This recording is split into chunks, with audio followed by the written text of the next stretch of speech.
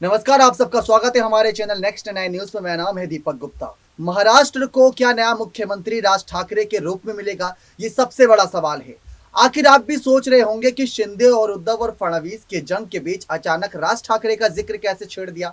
तो इसके पीछे की भी कुछ वजह है जो सबकी आंखों से ओझल है, लेकिन आपके सामने वो हकीकत रखेंगे। दरअसल समझने की कोशिश करिए। पहले शिवसेना के नए मालिक बनाए जाने को लेकर राज ठाकरे की मांग उठी थी कि उद्धव और शिंदे को नहीं बल्कि राज ठाकरे को शिवसेना का नया मालिक बना दीजिए।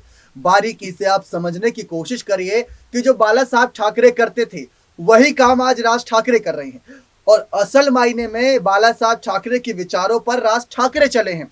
अब समझिए आखिर क्यों।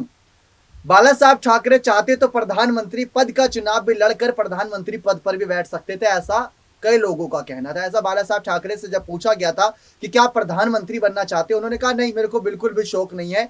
हम किंग मेकर हैं, हम किंग बनाते हैं, ना कि खुद किंग बनकर बैठ जाते हैं। अब यही चीज अभी जो हाल ही में बीते मंगलवार को बैठक हुई राज ठाकरे की, यही चीज बिल्कुल हूबहू निकलकर सामने आई कि अगर राज्य की सत्ता मन से प्रमुख राज ठाकरे को मिल भी जाती है तो वो मुख्यमंत्री नहीं बनेंगे। ये बहुत बड़ा कह सकते हैं खुलासा है। दरअसल इस समय अगर महाराष्ट्र में देखें तो शिंदे के खिलाफ कई विधायक हैं, उद्धव के खिलाफ कई विधायक हैं और बीजेपी के खिलाफ कई विधायक हैं, लेकिन एकमात्र राज ठाकरे ऐसे बसते हैं जिनके समर्थन में सभी विधायक हैं।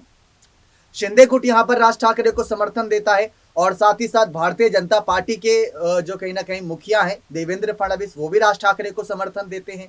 उसके बाद उद्धव ठाकरे परिवार से भले ही अलग हुए, यहाँ पार्टी से अलग हुए, लेकिन वहां पर भी कई विधायक ऐसे हैं जो आज भी राज ठाकरे को अंदरूनी रूप से समर्थन देते हैं। उनसे लगातार मुलाकात सियासत जारी रहती है। और उसके बाद रही बात एनसीपी और कांग्रेस की, तो उनको साइडलाइन करके बीजेपी, उद्धव की शिवसेना और शिंदे गुट लगातार उनको साइडलाइन करता रहा है। लेकिन अगर राज ठाकरे का देखें तो राज ठाकरे का रुतबा बिल्कुल बाला साहब से मिलता जुलता है। राज ठाकरे की पदाधिकारी बैठकों के साथ ये निष्कर्ष निकला कि वो कभी भी सत्ता को हाथ में नहीं लेंगे, हमेशा किंग मेकर के तौर पर काम करेंगे, लोगों को राय देते नजर आएंगे।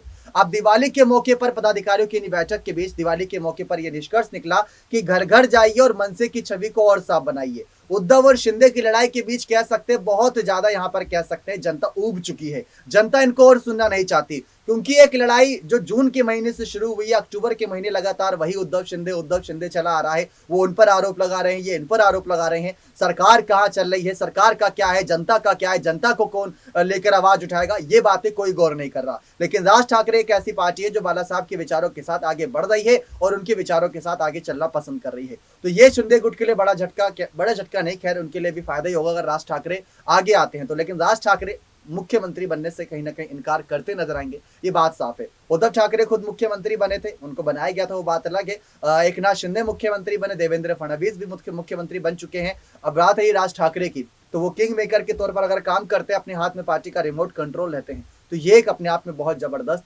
फैसला होगा महाराष्ट्र की राजनीति में। उम्मीद करते हैं जानकारी पसंद आई होगी। अगर आपको भी लगता है कि शिवसेना का नया मालिक और महाराष्ट्र का नया मुख्यमंत्री अगर राज ठाकरे को होना चाहिए तो अपनी राय कमेंट सेक्शन में जोड़ दीजिएगा। बहुत बहुत धन्यवाद।